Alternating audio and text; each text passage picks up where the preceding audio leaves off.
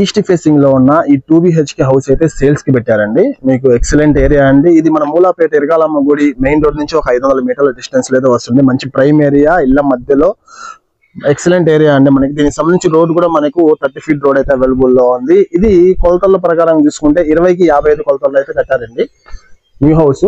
ఇది వచ్చేసి bore point అండి. ఇదంతా కూడా స్టెప్స్ ఉన్నాయండి. ఇది టోటల్ హాల్ అండి.